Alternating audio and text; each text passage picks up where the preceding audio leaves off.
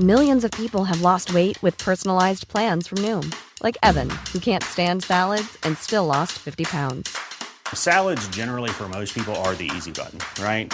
For me, that wasn't an option. I never really was a salad guy. That's just not who I am. But Noom worked for me.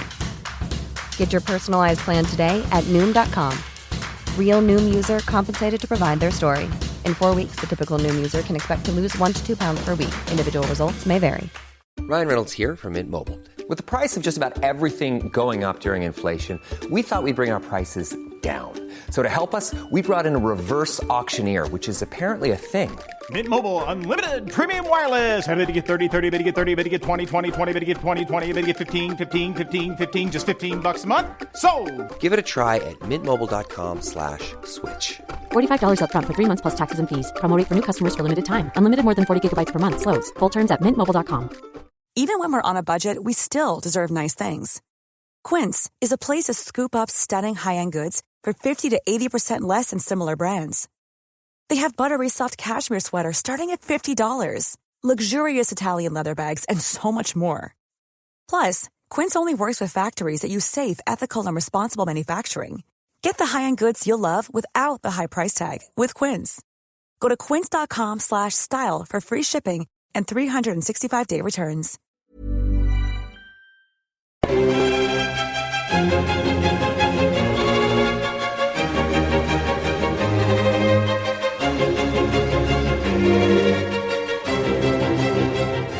Hello and welcome to the Napoleonicist and the final podcast of the year. To round off 2020, I wanted to bring you something specifically from me. Last month, I was very lucky to have a chapter printed in an edited collection by Helion entitled Life in the Redcoat, looking at morale in the British Army. It was based off a couple of conference papers that I'd done, the first being way back in 2017 in Cambridge. I'm not going to give you the full 10,000 word chapter here today. If you're keen to know more, I'd urge you to buy the book from Helion, which has some great researchers in there, including Rob Griffith and Carol Duval.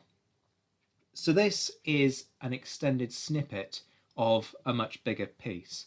The concept behind it was to look at what motivated British soldiers on campaign and chart their emotional and cognitive journeys as the fortunes of the British Army ebbed and flowed over the early years of the Peninsular War. So here it is. Tarnished valour, triumph and tragedy, waxing and waning confidence in Wellington's Peninsular Army, 1808 to 1812. In March 1816, British Private William Wheeler, whilst writing to his family, penned perhaps the most famous tribute to the qualities of the Duke of Wellington as a commander. If England should require the service of her army again, and I should be with it, let me have Old Nosey to command. Our interests would be sure to be looked into. We should never have occasion to fear an enemy. What can a soldier desire more? That quote might seem to imply that a study of morale in the British Army is a waste of time. In reality, though, taking Wheeler's comment at face value is fraught with problems. Written after the final defeat of Napoleon, this remark has all of the rose-tinted perspective of hindsight. Yet this attitude of British soldiers deferentially following Wellington into battle, rightly confident of victory, has been implicitly accepted in some of the historiography of the motivations of British troops during the Napoleonic era. As Charles Esdale commented during the 5th Wellington Congress in 2013, it is too easy to see the Peninsular War as a constant march to victory. There were many occasions when the British Army's presence in the Iberian Peninsula was, at best, precarious. Now, not everyone listening to this will be familiar with the context of the Peninsular War, so for those who are, just indulge me a moment whilst I lay things out for those who aren't up to speed with it. British troops landed in Portugal in August 1808, and within a month had defeated the French at Ralitha and Vermiro. The Convention of Cintra, the ceasefire that was subsequently negotiated, liberated Portugal, but was widely condemned back home, much to the consternation of the troops. The British advanced into Spain, but, heavily outnumbered, were forced to evacuate the region. Although some glory was obtained by defeating the French at the Battle of Coruña, this only served to buy the British time to embark on their evacuation fleet. Fresh troops were sent back to Portugal in 1809 under Wellington, and within 4 weeks had defeated the French at the Battle of Oporto in May and re-liberated Portugal in the process. French further victory was obtained at the Battle of Talavera, but strategic concerns, notably issues of supply, forced a withdrawal back to Portugal. The French re-invaded Portugal in 1810 and, although defeated at the Battle of Busaco, pushed the British back to a pre-prepared network of defences north of Lisbon called the Lines of Torres Vedras. Unable to breach these defences, the French duly retreated, leaving Portugal for what turned out to be the last time. Over the course of 1811, the British, with their Portuguese allies, failed to capture the crucial border fortresses of Ciudad Rodrigo and Badajoz, despite defeating the French in open battle at Fuente Jonnuro and, just about, at Albuera. 1811 seemed to herald the breaking of this deadlock. Ciudad Rodrigo fell in January, Badajoz followed suit in April, and at the Battle of Salamanca in July, the French were comprehensively defeated. Madrid was subsequently liberated, but other French forces in Spain combined to push the British into abandoning their siege of Burgos and forcing them back to the Portuguese border by sheer weight of numbers. Clearly, then, the British Army's fortunes ebbed and flowed over the course of the war, and it is impossible to envisage that this did not have a profound effect on the confidence of the troops. It is important at this point to outline precisely what I mean by the term confidence. I'm referring here to a deep-seated contentedness that the troops often experienced, which derived from both a belief in their own ability and their belief that the war which they were fighting could be brought to a successful conclusion, thereby making their efforts in the struggle worthwhile. This is not to be confused with the notion of motivation per se, although the means of measuring both of these concepts tends to overlap. In All for the King's Shilling, Ed Coss suggests that the British Army's success during the Peninsular War can be attributed to the camaraderie that existed at platoon level. In Coss's view, a social group existed which placed value on actions that aided the survival of the group, such as sharing rations and plunder, or holding one's place in the line during battle, whilst condemning behaviour such as fleeing.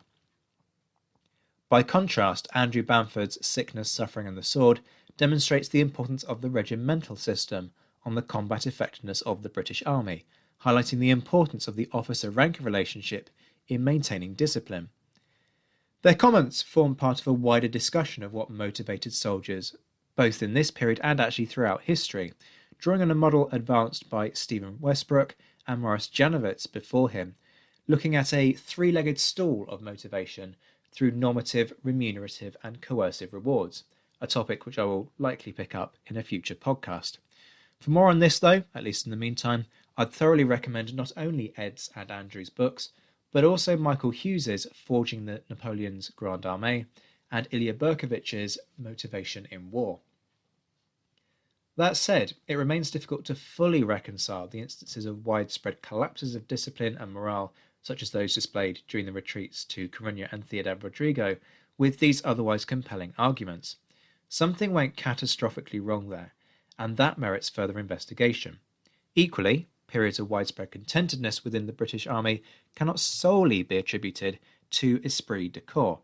Such events are suggestive of something far more widespread, which affected all men simultaneously and caused the majority to act in the manner in which they did.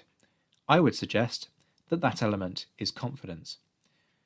Confidence is a multifaceted entity, which was derived from a number of different sources. Bamford suggests that the regiment's kind of bottom-up sense of self-identity prevented any form of top-down identification with the army or the nation. I generally agree with that. There is very little that I've seen to suggest enduring loyalty to king and country as an overwhelming motivator in the rank and file. It certainly never appeared in any of the memoirs, letters or diaries that I consulted in my research. Men were not talking about fighting for their king, they were talking about fighting for other reasons. Nonetheless, when examining the nature of the British soldier's self-confidence, it is striking how often it was expressed in nationalistic terms. Charles Esdale has shown that from the outset of the conflict, there was a widespread assumption amongst the British troops that Napoleon's men would simply flee at the first sight of a British soldier. This sense of superiority has noticeable parallels with the public attitude, visible in some caricatures produced at the time. A prime example of this is Spanish patriots attacking the French banditti, loyal Britons lending a lift, from August 1808. You can Google it and find it very easily. The depiction of the British grenadier in the foreground of that print is particularly noteworthy. There are clear undertones of national pride in the way that he steps over a decapitated French soldier, tramples on French banners labelled Invincible Legions, while simultaneously killing not one but two French soldiers with a single thrust of his bayonet. That a caricature would suggest that one British infantryman equates to two elite French soldiers is frankly unsurprising. Linda Coley has argued that by this point in the Napoleonic Wars, demonstrating a basic patriotism actually made good business sense, and the notion of what it meant to be British was deeply entwined with the tradition of fighting and defeating the old enemy of France. She goes so far as to suggest that being British, in inverted commas, was often redacted to something as simple as just being not French. Nonetheless, the similarities between the caricatures and the attitudes of the British soldier are striking. The sense of national superiority could also be expressed negatively, particularly when it came to the British soldiers' disillusionment with their Spanish and Portuguese allies. Letters and diaries from the period are full of unfavourable comments exemplifying this. One officer, Porter, expressed his disgust for the Portuguese for their lack of hygiene and poor sanitation, and subsequently for the Spanish for their idleness and apparent lack of zeal. Part of the issue often lay in the negative reaction that troops had to Lisbon upon their arrival in the Peninsula, at least for much of the war. As Private Wheeler put it, without seeing them, the Portuguese, it is impossible to conceive there exists a people in Europe so debased. Equally, a number remained unconvinced about the qualities of the Portuguese as soldiers. A lot actually depended on what they had personally witnessed. Whilst Rifle Officer George Simmons acknowledged that they could, quote, fight like tigers, Artillery Officer Thomas Dinley decried them as cowardly scoundrels, in part because he was captured as a result of some Portuguese cavalry running away, whilst Rifleman Ed Costello considered them to be, quote, the dirtiest and noisiest brutes who have never been known to perform a gallant act. There is clear disillusionment here, partly due to the failure of reality to match up with the portrayal of the war back in Britain. Equally, the Spanish were usually scapegoats whenever the British experienced privations or setbacks. Porter lamented the lack of Spanish zeal prior to the retreat to Coruña in 1808, remarking, quote, where are the promised patriots in arms? All we expected to have met with have made themselves air. The voice that summoned us is silent. The country is filled with a conquering foe. The Spanish armies are dispersed, and we find ourselves in a snare. The failures of the Talavera campaign in 1809 were largely blamed on the Spanish, an accusation that had just enough truth behind it to make it stick, although the Spanish were by no means solely to blame. And during the deadlock in 1811, the following comment from Coldstream Guards officer John Mills was symptomatic of the frustration that many felt at the apathy of their allies. I think Spain is already conquered, and that the next campaign will show it us. They look upon us with a jealous eye, and would rather submit to a French king than be incorporated with England, as Portugal is. These strands of nationalistic sentiment were partly a survival tactic. Believing that they were better than their opponents was clearly vital to British morale, whilst blaming their allies for any failings made it easier to come to terms with setbacks, whilst keeping self-confidence high. It was a simple and logical measure. If they were confident in their own ability, as British troops, of a superior quality to their French enemy, which had produced one of the greatest fighting machines since the Roman Empire, then any setback had to be down to someone else. However, belief in their own superiority was not an answer enough by itself. The fact that the British soldier believed in themselves may help to explain how they came to terms with setbacks, but it does not explain collapses in discipline. Confidence, like any emotion, is difficult to track, as it is hard to determine how representative a view from any one journal might be. Desertion statistics are therefore worth exploring. Now, desertion was not automatically caused by low confidence and can be attributed to a number of factors, not least opportunity. Nonetheless, it was the ultimate display of indifference towards one's colleagues, and therefore required significant motivation to both break the ties of friendship and run the risk of punishment. It's worth bearing in mind that desertion was the army's most prosecuted crime, and offenders could be shot. General court-martial data for 1808 to 1812 indicates that 133 deserters were tried among those regiments serving in the Iberian Peninsula, with punishments ranging from 800 lashes to execution.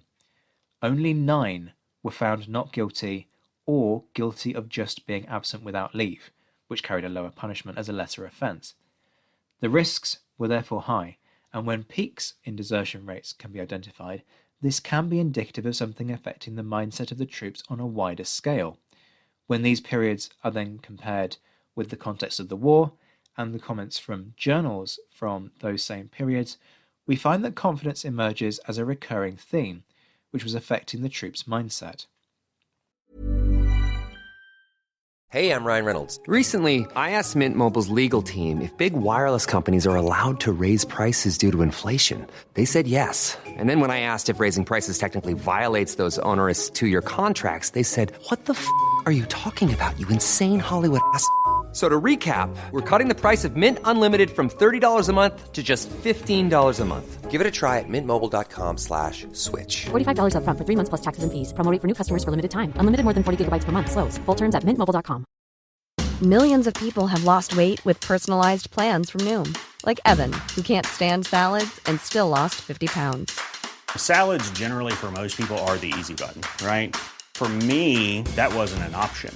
I never really was a salad guy. That's just not who I am. But Noom worked for me. Get your personalized plan today at Noom.com. Real Noom user compensated to provide their story. In 4 weeks, the typical Noom user can expect to lose 1 to 2 pounds per week. Individual results may vary. It's immediately apparent with the desertion stats that they are skewed by foreign units. When conducting this research, I made a distinction between regular British Army regiments, raised and predominantly recruited inside the British Isles, therefore excluding the Spanish, Portuguese regiments, and the King's German Legion and Chasseurs Britanniques. What was noticeable is that if you kept the Spanish and Portuguese out of the equation, in part because I haven't been able to find desertion data for those, but then compare the differences when you include or exclude units from the King's German Legion and Chasseurs Britanniques, the difference is marked. Proportionately, desertion was much lower amongst British units. They made up a larger part of the army numerically, yet experienced fewer desertions numerically than the smaller foreign contingent. For more on this, particularly with reference to the Chasseurs Britanniques, it's well worth having a look at the work of Alistair Nichols. The other striking factor about desertions is that they are very small in number. If you examine monthly desertions from British-only units between 1808 and 1812, calculated as a percentage of total troops in the Iberian Peninsula, at their worst, desertions in November 1812 amounted to just 0.0032% of troops in the army. At its best, in September 1811, it was a mere 0.0002%, or just 10 men out of 49,100. Clearly, then, to say that the British Army was not suffering from an endemic desertion problem is something of an understatement. In fact, desertion was at its worst after the war was over. Desertion rates, in comparative terms, soared to around 1% in May and June 1814, as the army redeployed to other theatres. There were a couple of reasons for this.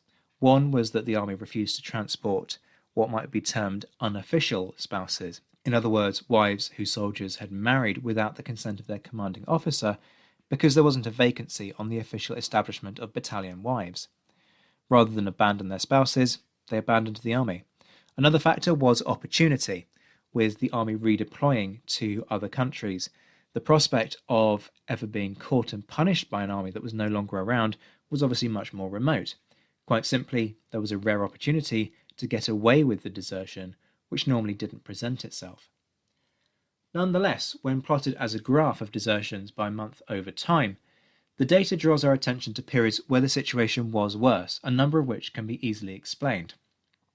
The retreat to Coruña, the withdrawal to Portugal marking the failure of the Talavera campaign, and the withdrawal from Burgos highlighting the failures of the autumn of 1812.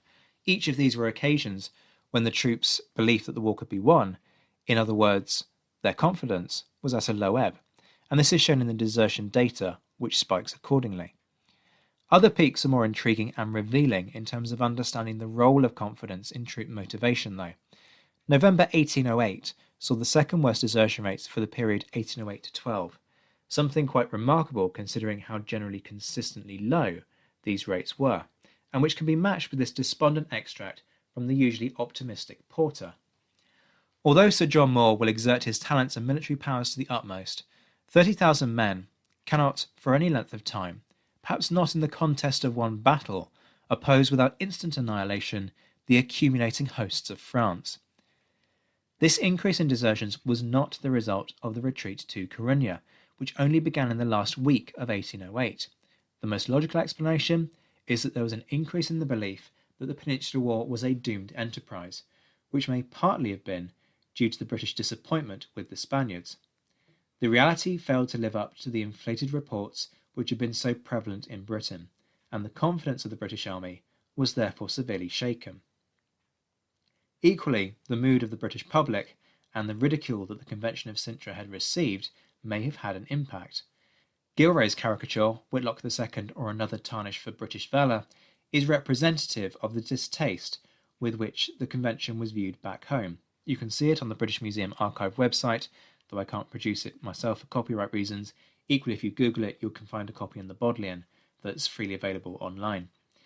The point is that it shows the three British commanders, Wellesley, Dalrymple, and Cotton, grovelling to Juno, who deigns to consider the truce proposed by the three senior commanders in the Convention.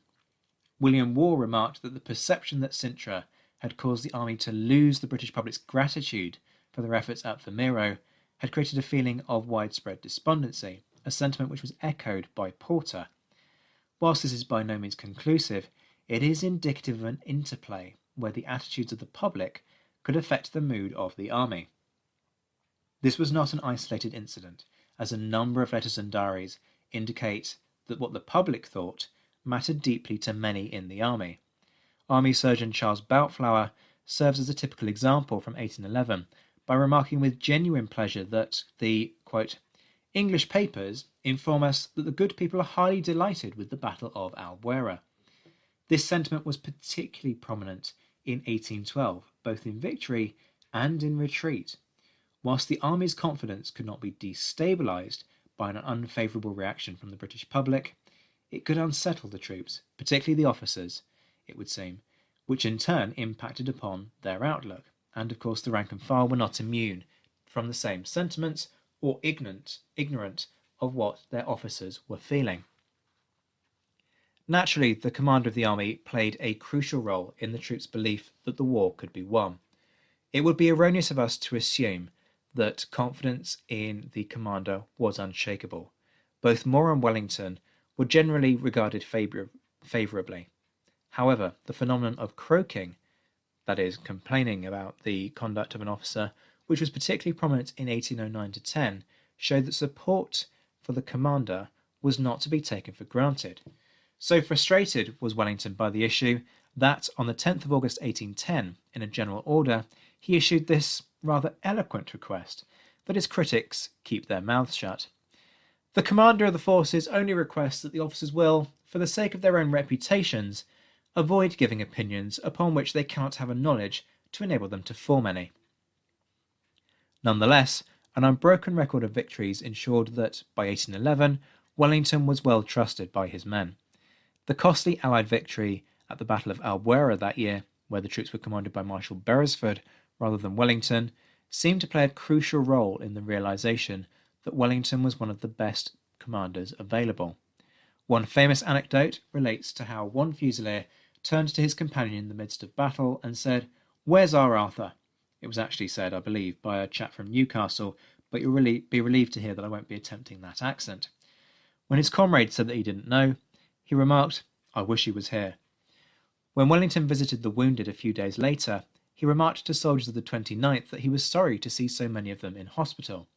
One soldier replied, "My lord, if you had been with us, there would not have been so many of us here." Kincaid, perhaps, phrased the new consensus in the army best.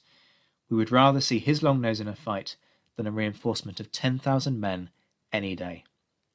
Equally, it is striking that NCOs and officers alike wrote with sympathy for the strategic difficulties that Moore faced in 1808, although admittedly there was a desire to eulogise Moore following his death at Corunna.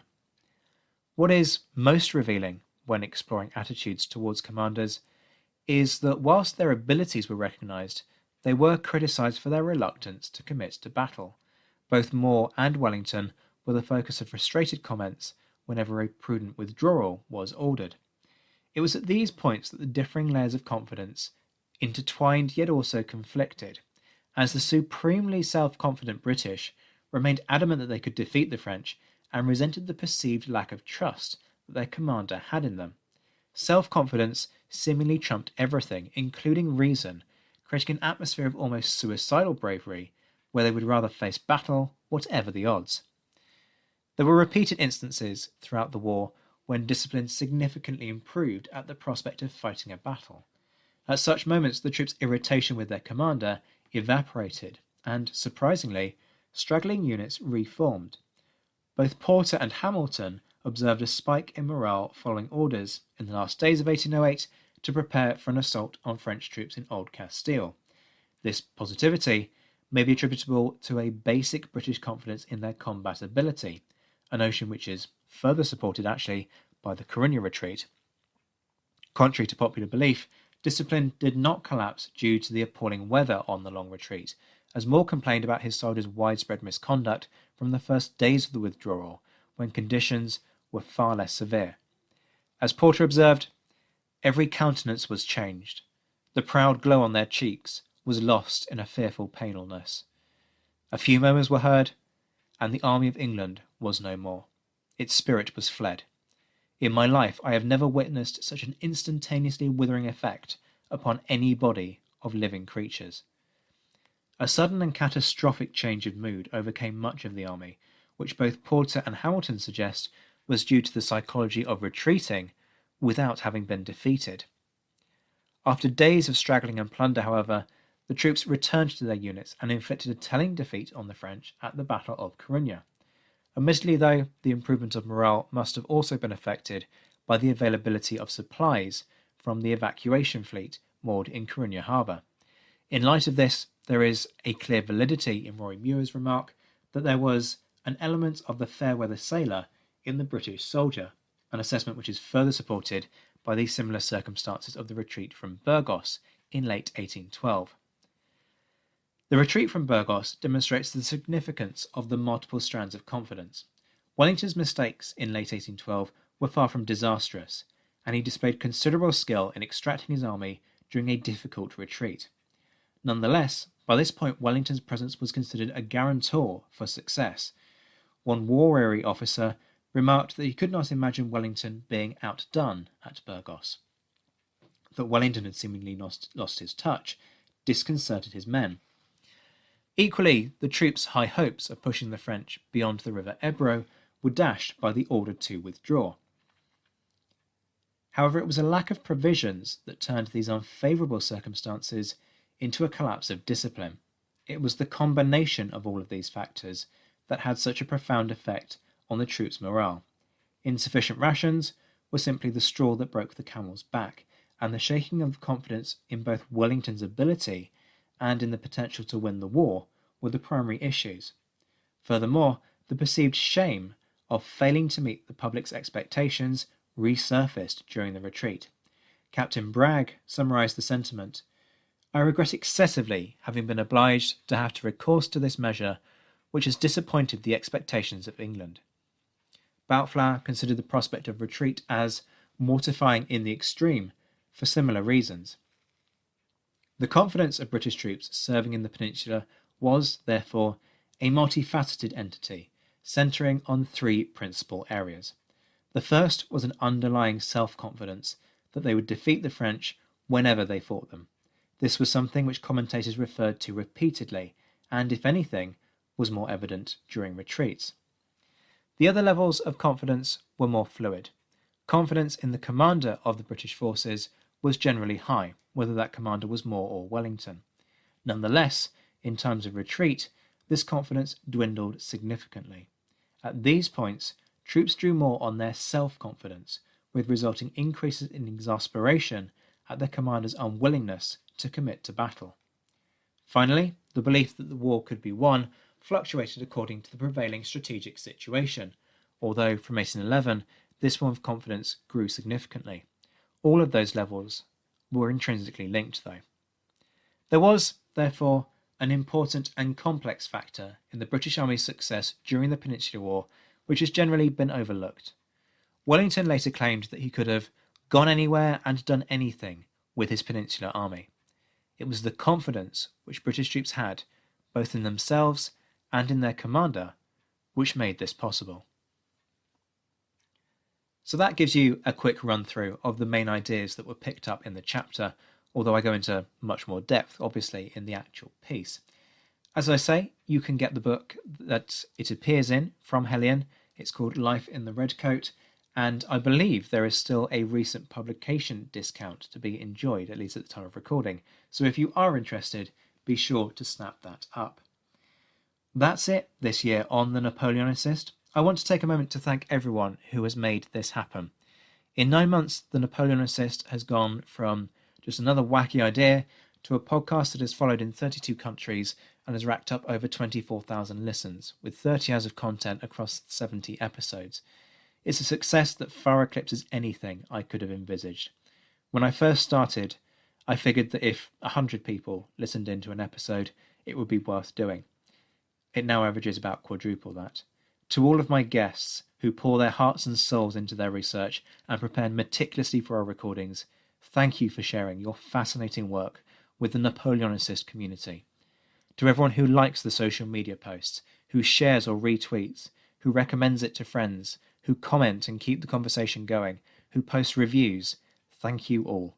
Please do keep posting, keep reviewing and spreading the word. It all helps in that aim that I mentioned way back at the start of this, in March, of reaching across the divide between academic research and popular history, which the Napoleonicist strives to achieve.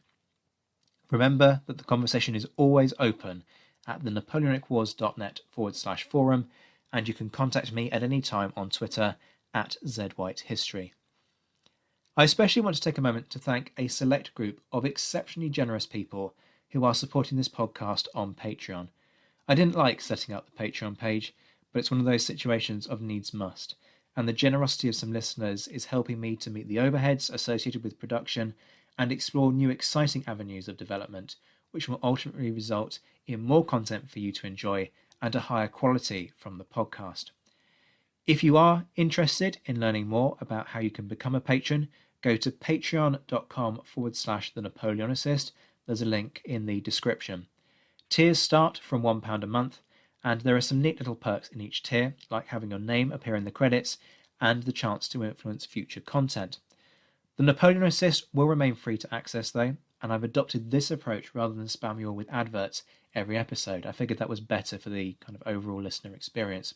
I love you all equally, but I particularly want to do a shout out to my patrons who, at the time of recording, were Rob Griffith, Alex Churchill, Brendan Teeling, John Haynes, Anna Vakulenko, Beatrice de Graaf, Lynn Dawson, and Jamie Kingston. There is a lot to come in the new year. I'm not slowing down anytime soon. Interviews with Jacqueline Reiter on Chatham and Popham and Malia Ogawa on motivation in Napoleon's army will be coming to you in January. There are also plans for an Irish month and a Wellington month in 2021. And I'm also looking at a little kind of wargaming style feature for you to give you a sense of what some battlefield manoeuvres would have looked like during the period, and also to examine in a completely non-official way and fully acknowledging the limitations that are imposed on us, how battles unfolded, and to counterfactually explore how some of those actions could have turned out very differently with a few small tweaks. So keep an eye out for that. I'm also thinking about doing more content for you, perhaps 3 episodes a month, perhaps even weekly, but we'll have to see how that goes. Until next time, I'm Zach White. This has been The Napoleonicist. Take care of yourselves, my friends. Stay well, stay safe. Have a very happy, peaceful, and restful Christmas. I hope that 2021 brings you all the joy and happiness that was so absent from 2020. And as always, thank you for listening.